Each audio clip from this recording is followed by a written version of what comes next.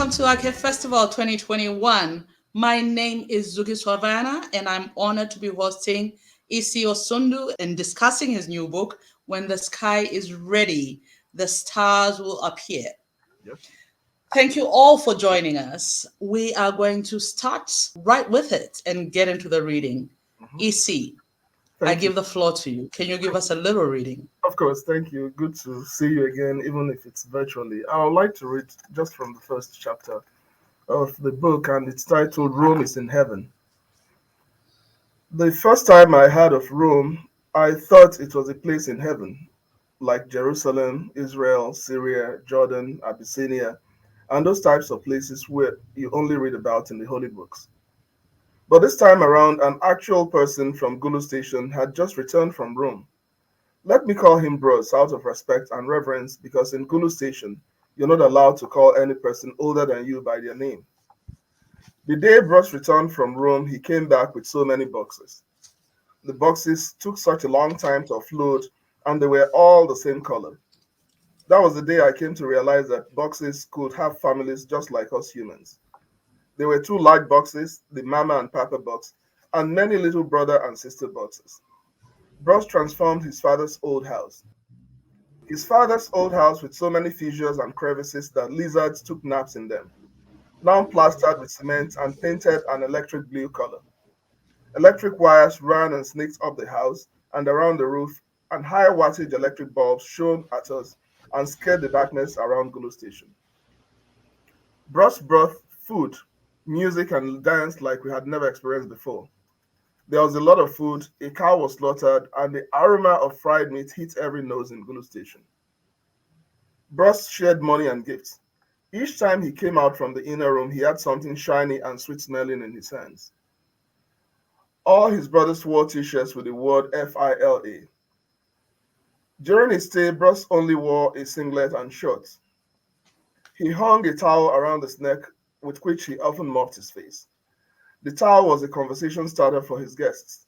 They spoke about the weather in Gulu Station and the weather in Rome. It was hot in Gulu Station, but we did not even feel the heat. In Rome, it got so cold sometimes, ice fell from heaven, and people had to wear thick clothes to keep the cold away. We have Hamatan in Gulu Station, but it only comes towards the end of the year. During this time, we have to wear sweaters and sit around the fire to warm our hands. It never lasts long. On rare occasions during a heavy downpour, ice pellets fell from the sky. We pick the ice and place it on our tongues before it melts. Even though I now know that Rome is not in heaven, Bros' house was like heaven during his visit, a place of eternal feasting, dancing, and singing. The big electric generator hummed. The television screened foreign shows. People danced on the television screen, waving their hands like they had no care in the world. We danced in Bros' father's house, sitting room, forgetting our cares and anxieties. Everyone said Bros was a good son. He had made his parents and Gulu Station proud. I wanted to make Nana and Gulu Station proud as well. I wanted people to eat and drink in Nene's house as they were doing in Bros's house. I wanted to install a giant television in Nene's sitting room, which the people of Gulu Station would come to watch. I wanted to go to Rome, but I had no idea how. On the third day of his visit, Bros called me and asked if I knew Miss Koikoi's house. Miss Koikoi was a school teacher in Gulu Station. We called her Miss Koikoi because of the sound her high heel shoes made on the cement floor of the schoolhouse. I want you to give her this letter and this gift. Tell her that Bros sent you. You must wait to get a reply from her.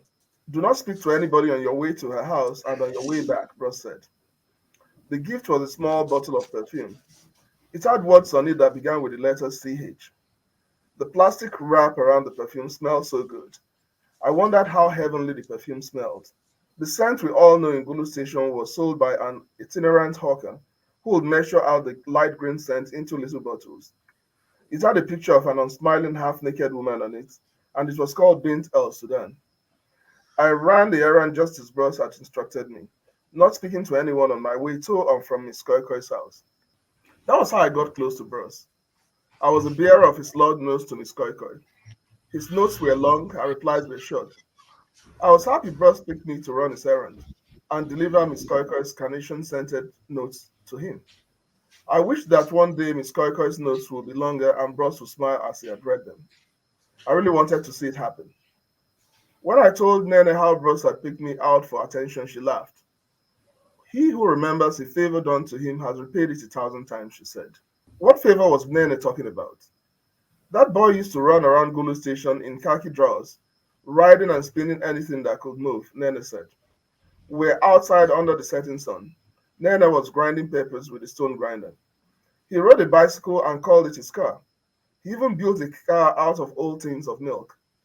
He built a truck out of a sugarcane stem. She laughed as she said this, pressing her left hand on her chest. He announced his arrival by mimicking the horn with his mouth. One day your late father gave him a used car tire. He was so happy he rolled the tire around the village. And then one day your father sat him between his legs and let him turn the steering of his pickup truck. So he still remembers. Ah, this life, Nene said. It was only then I realized that it was not an accident that Bros chose me to run his errands. I felt like even though my father was in a land far beyond, his eyes watched over me and his hand was firmly on my back. Thank you for that. You see, one of the things that struck me, in fact, the major takeaway for me when I was reading this book is how you pack so much in a few pages, really, because it's not like 500-page novel. How did you do that? I actually really enjoyed that. And I loved how you left the reader to go wild with their own imagination, but still saying some really interesting social commentary. Yeah, I've always liked precision. I don't like to waste words, whether in real life or in writing. And you can attribute this to a lot of factors. For instance, I don't think that many 500-page novels earn out their length. I am more of a brief person. I'm more for precision.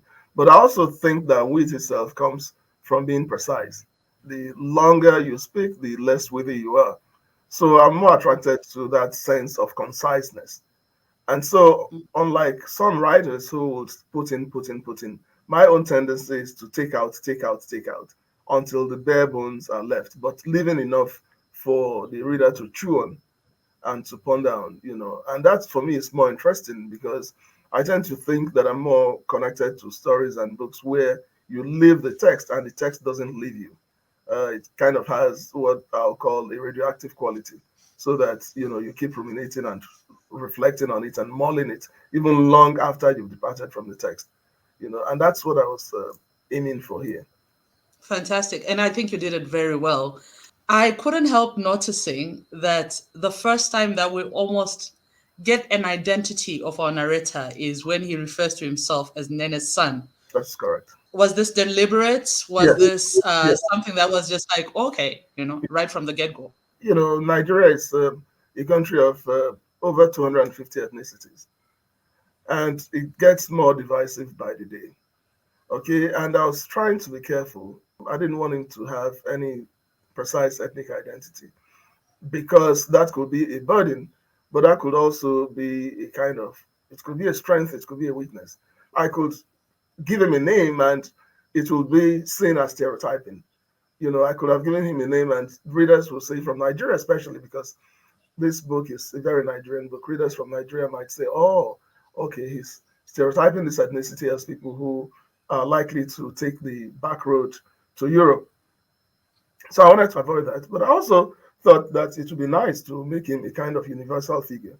Staying as you do, because you do this really large thing where you decide that you're not going to give him a name, but in a way you make him very local with that whole Gulu station. Hmm. At least I felt like I was familiar with this place, although of course it's probably a place of your own imagination. Hmm. Staying as you do in the US and you've been staying there for a while, was there any perhaps moment where you thought, okay, imposter syndrome, will it resonate with people at home, or will they say I'm trying, did you have any questions about that? Not really. I never feel the imposter syndrome thing because in my imagination I'm always back home. So I've never for a moment felt like, I am not there.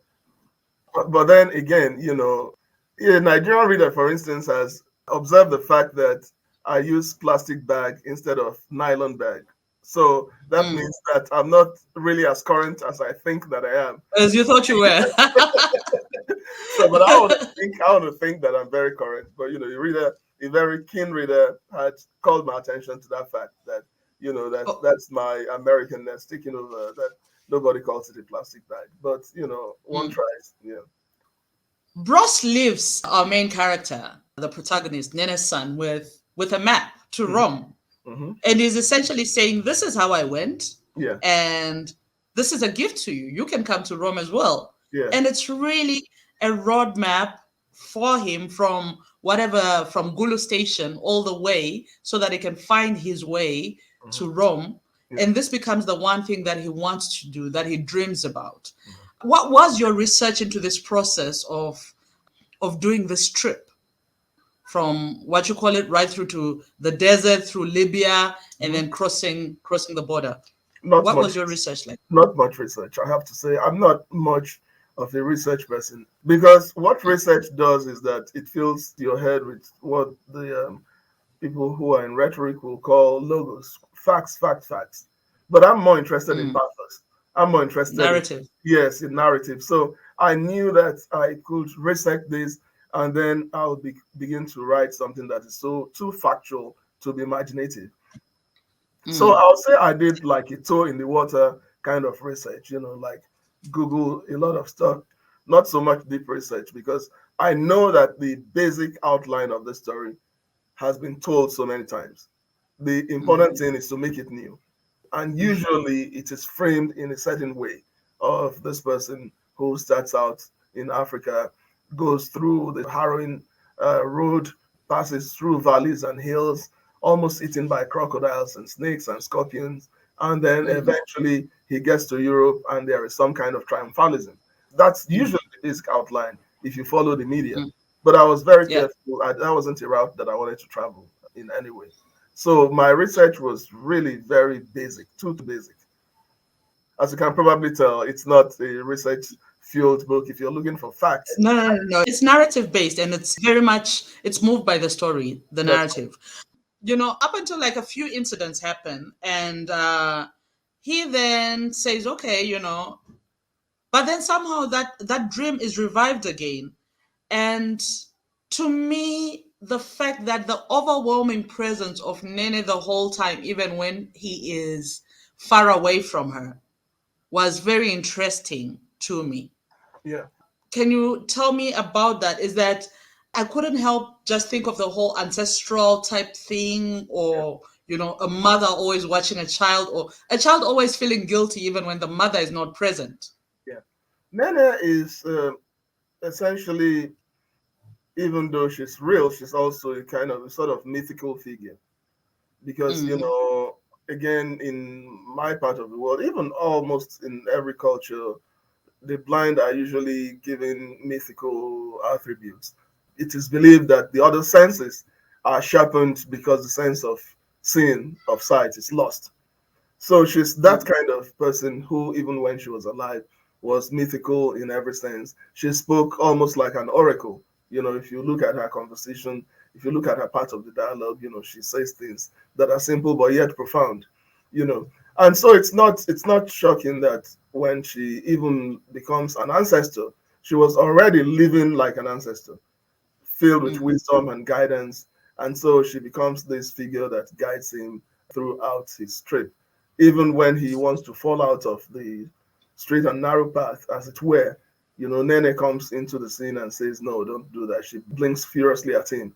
And so it's also the ancestral thing, like you rightly pointed out, that one always feels like the ancestors are there wherever you go, that it doesn't matter the soil where they were buried, but they're always there wherever you go, and they're always giving you subtle hints, and they're always giving you warnings, and they're always there to tell you what to do and what to say. I couldn't help like having a really loud laugh when I was reading about the Talantulu. Oh, do Uh, you have anything like that yes. in South Africa? No, this is why it's so funny. Oh, That's why I started laughing out loud, because yes. in Zimbabwe there's something called CPT, but it's for a different reason. What's It's that? Tell me about that. so, Tell me so about so this one is when you're a child and you are standing in front of adults, the adult in the house, because you're not allowed to look at the top of an elder's head. that. That's right. So the That's adult in the one of the adults will say, "Can you go? Can you go?" Usually the mother or the grandmother will say, "Can you go to this house?" And mhm. they'll tell you the house right next to you, and they'll say, "Can you go and ask for Msipiti?" And Uh-huh. what will then happen is the child goes, one of my little cousins went through this. Yes. They'll go next door and then they'll say, oh no, we don't, we just loan that out to the next house. So you actually go right through the whole village up Hmm. until the house on the left side now. So Yeah. you've gone from right through. When Very you good. get to the last house, they Yes. are the ones who then tell you, ah, my child, were you standing in front of adults? Yeah. This thing does not exist. I Don't love do it. that again. I love it. You see that Yeah. because we usually think of education in terms of the classroom. We think of Uh-huh. education in terms of books. We think of education in Mm, terms of a teacher writing on the chalkboard. But the education for me and for many Africans starts right before you even walk into that building. That's a form of education, on how to show reverence for the adults, how to show respect. And it is taught in an unforgettable way. There are so many of those things, quite a few of them. If you're lying, for instance, in my community where I grew up, if the adults can tell that you're obviously lying, the adults will say, "Why don't you clean your mouth?" And you do that, and it says, "Okay, so now tell me the truth." Which was a mm. way of saying, I can tell that you're not telling You're lying. Yeah. a bunch of them like that. And these were forms of education. So the Talantolo is a very fascinating one where the adult believes that the child is being a nuisance, but in this way they want to teach the child a lesson that is unforgettable, but Mm, also has a sense of narrative to it. You can see that the idea has a story to it. So they say, mm. go to this person, ask them if they have it. It has many names Yeah. in different cultures in Nigeria. It's a code. Once the adult says, "Oh, here's that you've been sent to pick up that stuff," the adult can immediately tell that you were being a Oh nuisance. yeah. No, this is what was happening. So by the time you come back, you're worn out. And when it's Mm, eventually revealed that this is a code, an adult speak for saying this child is a nuisance, let him go and run around and wear himself out. You'll never forget that. absolutely. You've been teaching English at Providence College, like writing. I Pretty. wanted to know whether your creative writing teaching, Mhm. have you learned anything? Because I find when I do workshops, I learn so much from my students as well. Yeah. So have you learned anything, or you've just been imparting knowledge I like the wish. professor that you Yeah. are? You learn all the time. You learn all the time. One of the things that happens, for instance, is to kind of broaden what you think of as literature. My students Mm, all the time introduce me to writers that I would never ever have read. They also kind of introduce me to ways of new forms of writing that I probably would not have thought about. More importantly, it has made me more open minded about acceptance of what literature is. It's very interesting because younger people are more likely to gravitate towards shows, and and you say something in class and they say, "Oh, I saw it. I saw the movie." You talk about mm. Ian McKellen and they say, "Oh," and you talk about the book and they say, "Oh, that's a book. I thought it was a movie. I only saw the movie." So again, gravitating more towards the visual culture and beginning to watch more shows. I just finished one called The Cheer, that everybody is talking about because it's about an English department. Those are things I wouldn't have done before. So you learn every day. It kind of expands your scope and makes you more accepting and more open-minded in terms of what you read and what you watch. And I do think it actually shows in your work because I've read your previous work and this feels more visual to me. Like as I was reading it, I could actually that's yeah, like see yeah, everything that was happening. characters. Yeah, that's true. That's true. I was kind of very impressed when I saw the visual images that my publisher, Wither Books, had put up on Twitter, and they had kind of Mm, imagined these characters. And that was so beautiful because I believe that when I was writing the story to the book, I could picture these characters in my head. So that was very interesting to see them realized in life. So yeah, one learns, and again, the most important thing I think to do is always to come to the page with a certain degree of humility. And in order to be a good teacher too, you have to be a good listener. You have to be empathetic. You have to be humble enough to know that there are things my students are interested in fiction that is not just written, but fiction that might be realized as film. Okay, fiction that will sell in thousands and thousands of copies. When I started out, I thought fiction that you find at the that sells millions of copies might not be great. But what's wrong with selling millions of copies and being literary at it? Absolutely. Yeah. So.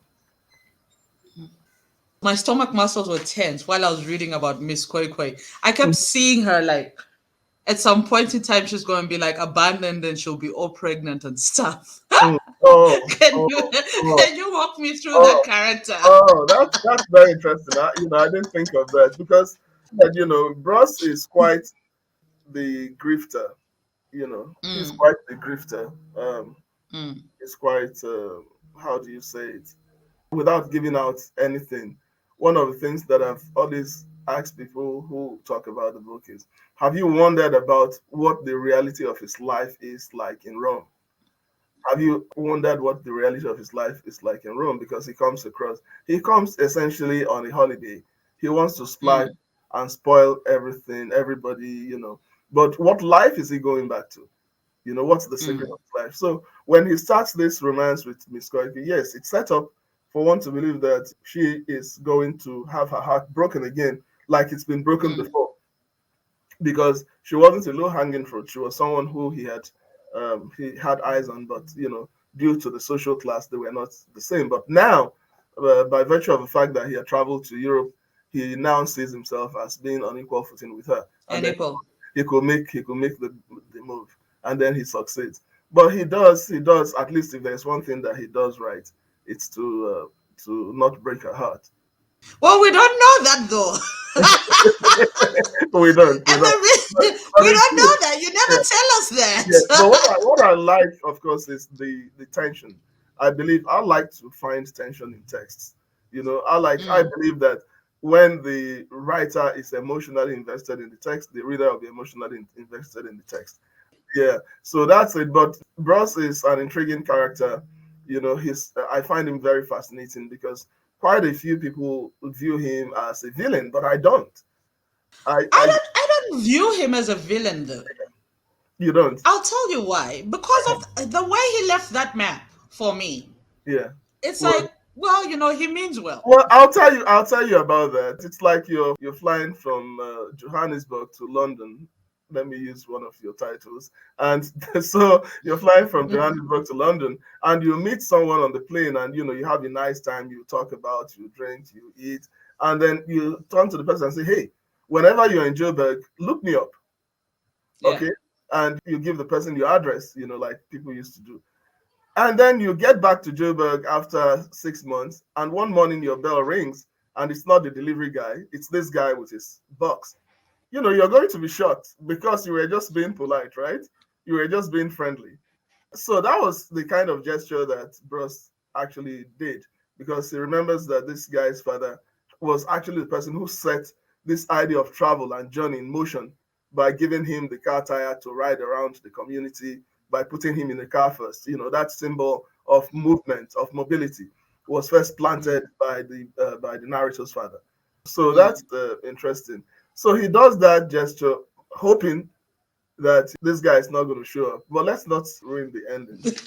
Yeah, I don't think we're ruining it at all, because I like Bros, man. He's yeah. possibly my favorite character in Oh, the that's great. Yeah, well, one of my favorite characters. yeah. And then you do that, uh, everybody who is on the journey, you know, Has a story. where you do a narration of what their background is like. Yeah, And backstory. Yeah, I think one of the craziest things for me was it's very illuminating, but so often sometimes we might not think about it. But of course, this is the reality of the continent that I stay in, yeah, is that in so many ways, for the majority of our youth, both men and women, there is so little hope, you know? yeah, yeah, And what does a country, a continent need to do for people not to have to take such a risk to their lives yeah. and pour themselves on a small boat and hope to be rescued and whatever, but just so that they can't be here anymore? Look at that. Basically, this trip is a death trip. It's just few survive. So the decision to go on a trip like this in the first place means that you must be coming from a place that is far worse than the faith that you encounter either in the sea or in the desert. And so, mm, if our continent has become the kind of place that seems like it's even more dangerous than running into the tiger's mouth, then that is something we mm, should be really concerned about. That mm, where is it that one knows that one is between a rock and a hard place, and the person chooses to go from the rock to the hard place? mm, That's a very scary thing. And I think that it's very important that we think about how to make our continent a more livable place so that mm, our younger people will not be thinking in terms of leaving this place for even a more dangerous, perilous journey.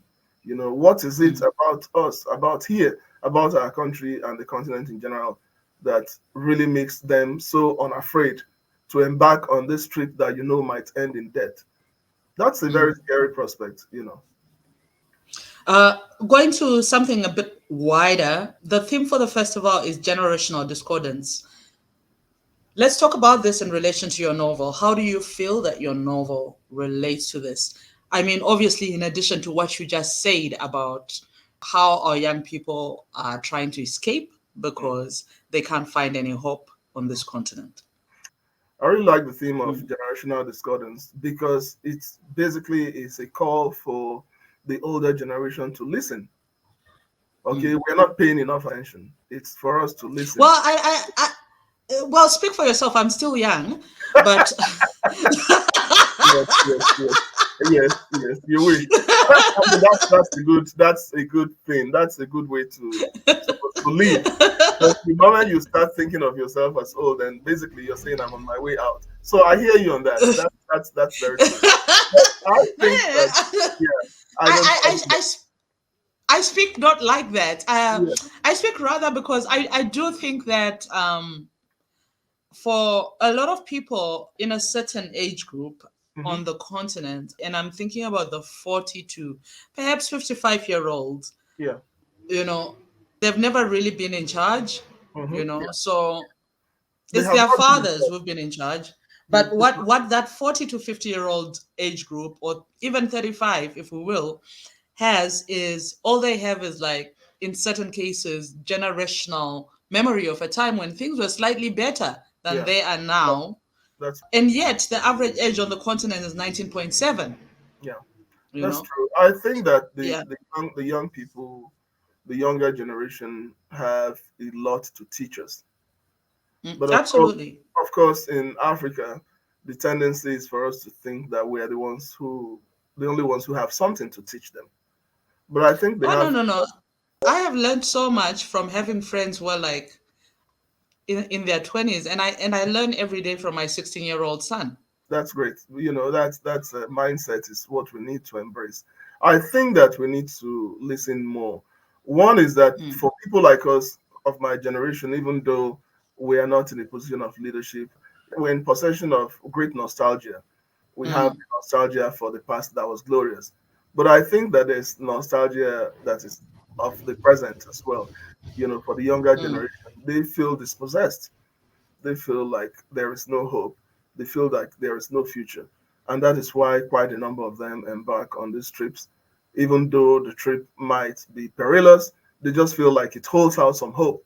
Europe is seen as a place of light. If you look at that mm, image, that's the symbolism as a place of light, which means that they're assuming that where they're coming from is a place of darkness, which is really mm, scary. So I think that we need to listen more to the younger generation, more to the way they speak and the way they view the world. I think that Africa can certainly do better. If a young person has no hope, then what's the point of living? We grew up, absolutely. we grew up as a very hopeful generation, thinking that Mm, things are going to be better. The future is much, much better than the past, and we have hope ahead of us. So there was no need to journey through the desert and through the sea. It was more important to get an education, and then you get a job and you live well and enjoy and live, a very great life. But that's not something that many of the younger people look forward to. Here in the United States, one of the things that is always nurtured is the concept of the American dream. It's always there. It's held up. It's held out. Everyone who's in college knows that when the time comes, they're going to partake in the American dream. It's Until they have their school loans. yeah, well, that's it until you start paying back your student loans, and then the American dream begins to fracture a little bit, and then you take on another loan to buy a car, and you take on a loan to get a mortgage, and then so and ad infinitum, it just goes on and on. But while you are in college, while you're young in high school, you're thinking that I can't wait to partake of this thing called the American dream. Where is the African dream? Where is it? Does it This is exist? Does it exist for young people? This is a question that we need to ask, and this is something we need to kind of put out there for them. People without hope is a frightening prospect. I couldn't help but see some parallels between Abdu and Bros, Ah, tell me when he about. travels for love. Yeah. Was Well, that deliberate? yeah, well, his case is a very interesting one. He's one of my most fascinating characters because he's drawn from a world that I was briefly very familiar with, the world Mm. of the northern part of the country. So it's very interesting the relationship he has with his boss, the shopkeeper, right? The man who he works with, and then he goes in search of this. Unlike other people who are traveling for fame, who are traveling for other reasons, he seems to be the one who's traveling for the most universal reason. When you go on this trip and come back, then this beautiful lady would give you a chance. She would at least look at you now, because you have done well for yourself. So he seems to be the one Uh-huh. motivated by the most beautiful reason that he's coming back and he's going to find love. He's going to be wealthy and then he comes back because of love. So yeah, so that's an interesting parallel you observe there. He Bruce basically doesn't define it, but he goes and he comes back and he can now talk to the school Miss teacher, Coco. Miss Quaker, who Mm. couldn't talk to before. So it's a very aspirational thing for him, and he accomplishes that. So that's very true. That's an interesting parallel between both characters. His motive is Mm. one that I can identify with. It's a great one. Mm. The Anyi who decides that he wants to be on television and he loves Soccer football player. and he Yeah, wants to be a soccer player. yeah. I've got a very interesting story about that. One of my writer friends once went to Congo Brazzaville, Mm-hmm. and he was coming from a hotel with another writer. And this writer, he's late now, white South African writer, and every time they'd come out from the hotel, they'd have a bunch of these young men and they're kicking the ball, and they're doing passes, they're heading the ball, everything. And later on, when this friend of mine was by himself, these guys come to him and they say, "Can you please introduce us to this guy?" And they thought that he was walking with Arsene Wenger. Oh my God, that is amazing. That's a mind blowing Yeah, story. so they thought he was with Arsene Wenger, and he was with a South African writer, a late South African writer. And did the South African writer get into the game? Did he pretend to be Arsene Wenger? No, that would have been cruel. Yeah, He had no idea he had though. no idea. He Wow, only wow, found out later wow, wow. that That's he was that's Arsene amazing. Wenger. Yeah, that's amazing. Yeah, soccer is something that probably the thing that unites almost everyone in Nigeria, in a country that is almost becoming fragmented and fractured. Soccer, the love of soccer is something that holds the country together. And the Premier League also is something that, families now have teams, they have their teams, Liverpool, they have Arsenal, they have Arsenal, there's all Manchester. kinds of teams, that they support. I used to support a very unknown team called West Ham, and when I mentioned that in Nigeria, people are like, "What is that? What are some?" Why? But Yes, why do you support West Ham? because of their style of play, they do very well against big teams, and that underdog thing, that doggedness, they don't do well with teams of their own level. But when it comes to really big teams, they come alive, and and they play so greatly. And so that was something that I used to, but I've moved on now. I just want to enjoy the game. I don't support anybody. But my family members will laugh like, "What is wrong with you? Who supports West Ham?" Even even they don't, even they. I don't think there's anybody beyond you who is a West Ham supporter in Nigeria. But that's, by the way, soccer is something that holds the imagination. It's still something that holds out hope. So despite his very, I would say, his abject situation, if you look at his home life, it's like one of the saddest in the book. But he believes that there is some salvation, that he's going to get from playing soccer, and that it's also a field that where merit counts, at least when he goes outside the country. So he wants his name to be heard, like the names of all the great soccer players from Nigeria used to be heard back in the day when some of them were in the Premier League and some of them were playing in Europe. That too is beginning to fade now. But long time ago, quite a while back, there were a bunch of Nigerians in the Premier League, and many of them played in Europe. Finidi the Judge and a lot of them, and so he wants his name to be heard like that, and that's his aspiration.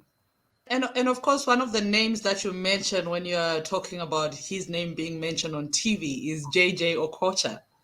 And Legendary. JJ, JJ is legendary, super legendary. He's not. no, he's a legend all over the continent. Yeah, But this is how much of a legend he is. yes, yes. Some years ago, JJ Okocha was the Nigerian team was playing the Zimbabwean team. My mom is Zimbabwean, Yeah, and this was where everybody was very excited, and the guy on radio, was doing the commentary. The radio commentator, the sports commentator, kept doing this, and he was Zimbabwean, and he was saying, "Oh, JJ Okocha's got the ball. He goes through a defender. He misses another one. He goes through somebody. He goes through somebody." And he never mentioned any of the Zimbabwean players' names. But he kept saying, "And Okocha, JJ yeah. Of Okocha. course, It's of a course, of course. goal, JJ He's instinctive. There's nothing he can do. It's interesting because JJ also made the most profound statements about racism that I've ever had any soccer player, even before people began to say kick out racism, and there's all of that. Now, when you watch the Premier League, there is a poster that says kick out racism, no room for racism. But he said, that he always liked encountering racists in the pitch because when he encounters them, he dribbles them so badly that they fall on their face. So he uses soccer to make racism fall flat on the Yeah. face. I've To make never a to make forgotten to that make image. yeah.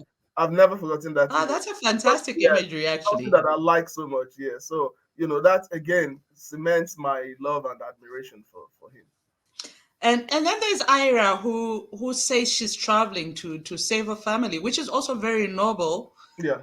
And yet I couldn't really help think about, something like how a lot of women are co-opted, young women are co-opted into sex slavery in Europe. Yeah, that's true. And I kept thinking to myself, oh my God, this is what's going to happen to her. And that's the You thinking of, know? it's a very male dominated trip, as you would have noticed. And Mm. in fact, Yes. even she experiences sexism from even her cohorts, her co-travelers. Mm. They kind of mock her behind her back and say, "Oh, she doesn't know what she's going out there to do." She's in for. Yeah. Yeah, she thinks she's just going to go there and learn a trade. Oh, yeah, some trade. So she experiences a bit of that as well from them.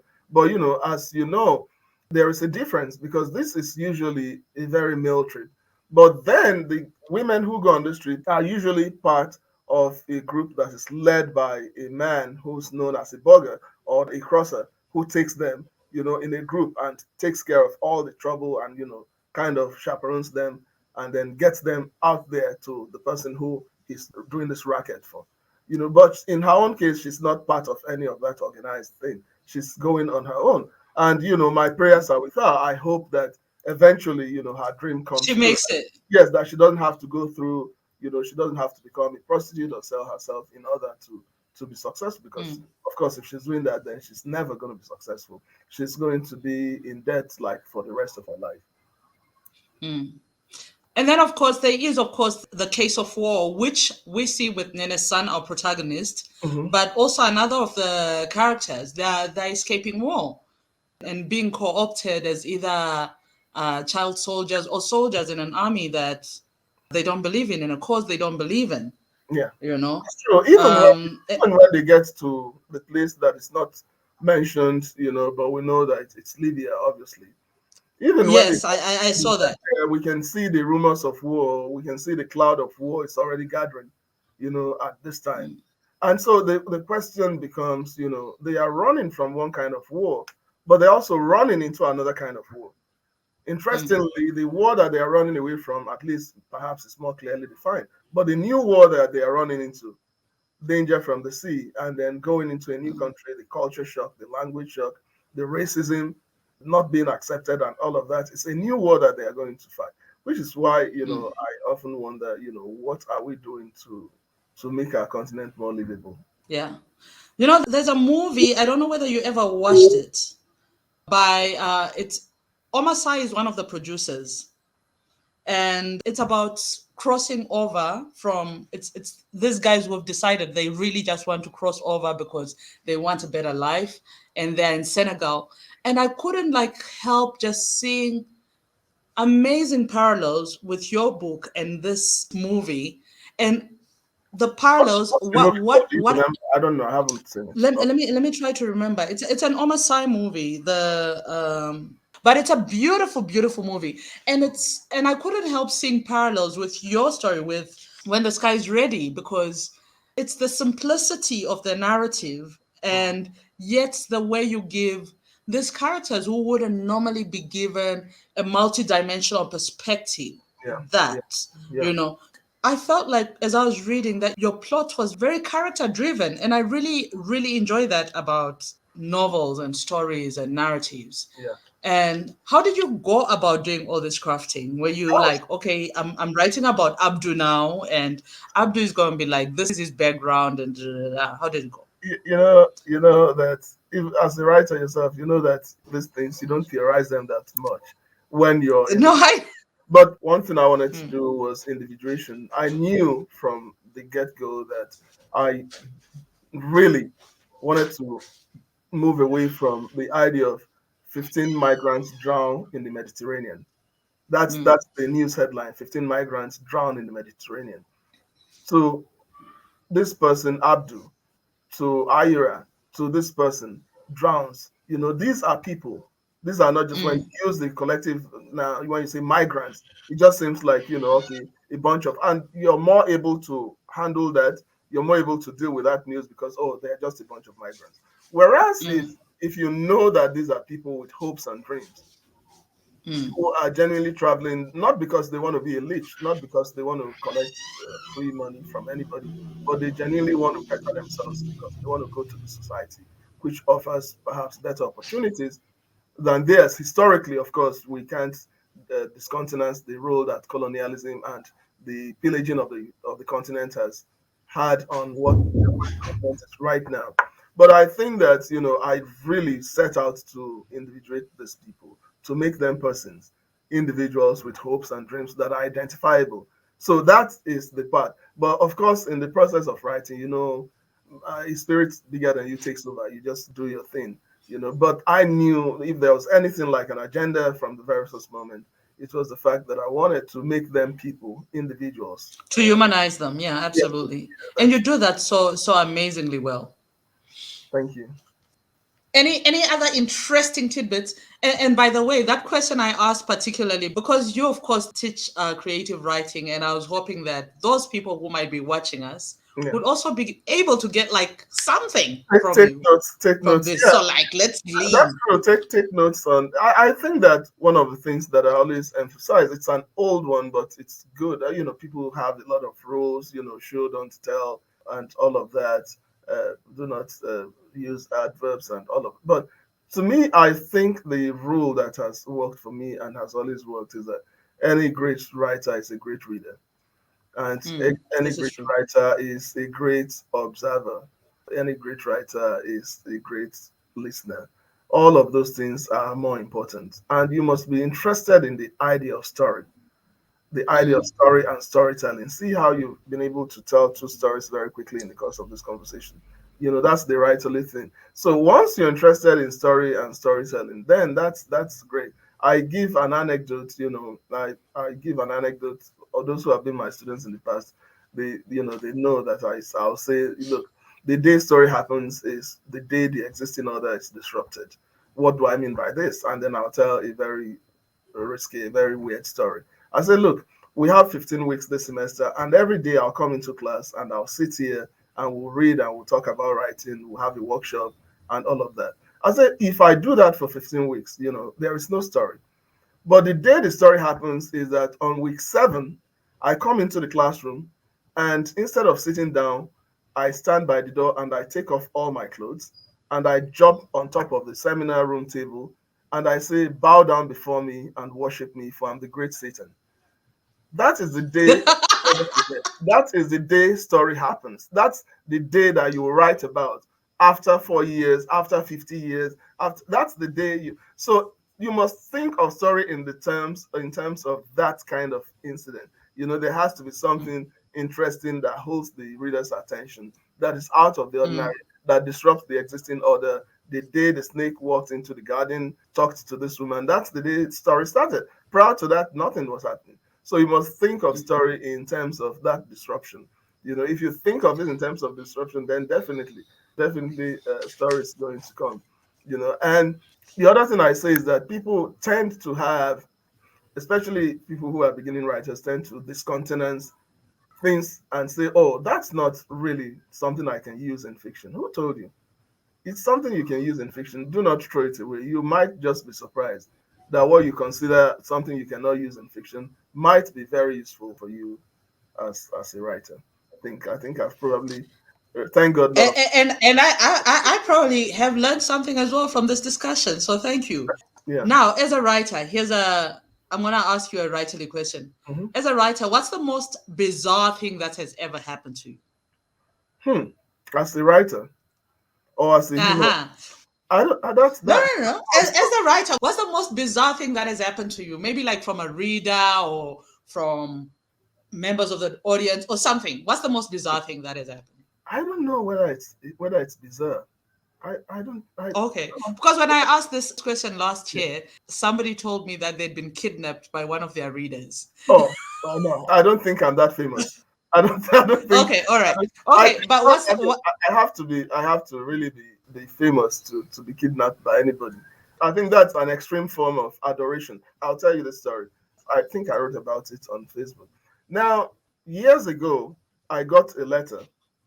I got mm, an email from somebody, and they said the writer V.S. Naipaul is mm. coming to New York City, and he's just published, I think was his last book on Nigeria, on Africa. It's called something like Mask.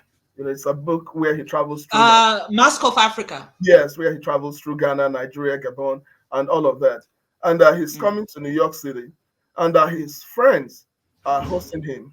And now those his friends, the friend that was hosting him, the person who wrote to me was the personal secretary to this friend, and they said the friend is hosting him, but you have to sign a confidentiality clause that you'll not disclose anything about this friend or the place where you're being hosted. The name I cannot even mention, but the name is a byword for wealth for the past, let me say, in the whole of Western Hemisphere. When you hear the name, it's the same thing as wealth, so to speak. So they said you have to sign, yes, you have to sign the confidentiality agreement, and then when you come, you're not supposed to disclose anything. And I said, okay, that's fine. And then we started talking. I said, but I live in Rhode Island, that I'll need to go to Boston to take a flight. It's easier, or I may take the train. They said, no, no, no, don't worry about that. We'll send a plane to pick you up. No, that was Oh growing wow. really, really bizarre. Yeah, I mean, I've flown, but I've never had anybody say I'm going to send like a plane to pick you up. So from there, I began to lose confidence in going on this trip because one, I said, I don't want to sign some confidentiality clause. Two, I just felt overwhelmed by the whole idea. I just felt What? overwhelmed. You didn't think you deserved to be on a private plane? Of course, I deserve even more. I deserve to own one myself. But I began to You see? yeah, of course, I much more than deserve that. I just felt so overwhelmed by this Mm, whole thing that I decided to back out. I now wrote and said I wasn't going to go. But the most important reason why I didn't go was because mm. I hadn't read the book. Okay, so listen, I've read The Mask of Africa and I've read pretty much quite a bit of Naipaul, and I'm gonna say this to you. Probably the reason why they asked you to sign a confidentiality clause was they didn't want anybody to know that they were Naipaul's friend. Yeah, well, yeah, that's part of it. Yeah, that's part of it. That's part of it. Well, he had a lot of influential friends for some reason. Two, I was happy that I didn't go because that book was probably his worst travel book. I hold up his two travel books on the Middle East, Beyond Belief and Among the Believers, as the masterpiece if you want to write about travel. Those are the two books that I recommend anybody reads. beyond belief and among the believers. But coming from that to this other one, it was really, really It anticlimactic. wasn't it. Watching your favorite uncle embarrass himself after drinking, it was just that bad. With that said, I'm gonna ask you to do like a final reading for us before it's time up. Okay, I'll read The Desert. It says, even before I saw the desert, stories about the desert filled my ears like the desert sand. Many compared the desert to the sea, but made of sand, deep and mysterious. It was both a way, a road, a passage that sometimes led to death. Many were its terrors and secrets. Its belly was cavernous and huge, always hungry, never full. The desert, like the god of mischief, it always taunts the unwary. Here, look, an oasis to suit your parched throat.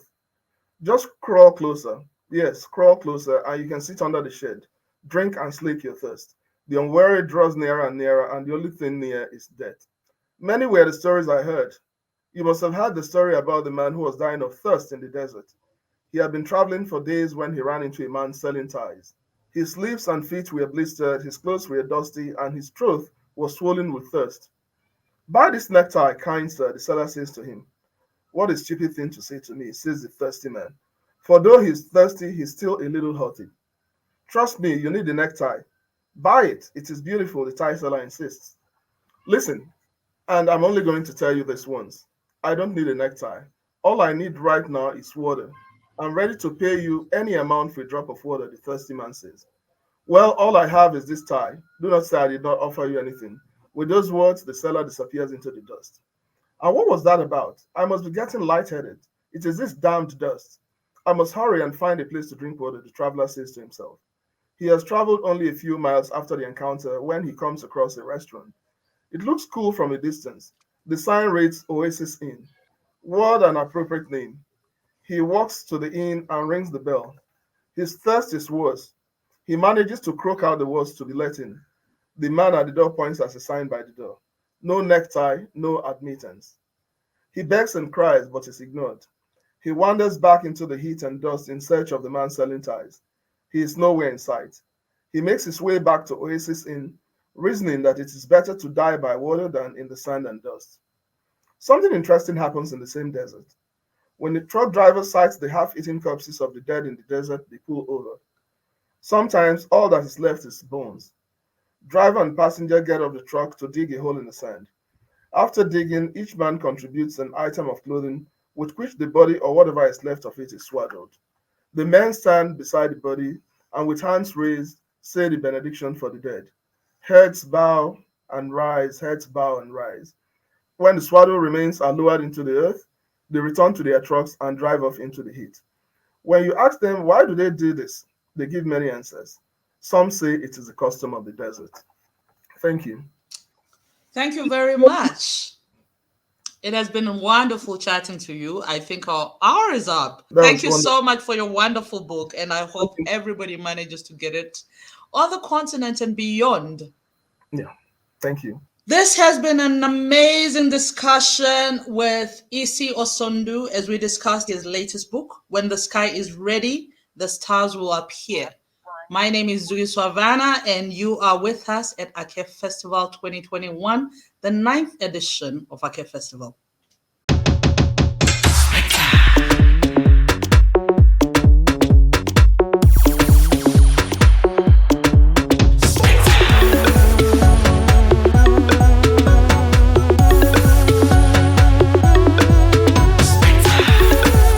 That 5 minutes madness only you can understand. Visit myspectre.com to get your Spectre experience. Spectre, loans in 5 minutes. Let me introduce a new wave, we change the rules. A new app that you can use. Wanna change your life, then choose. Save money and invest. Pay bills when you decide.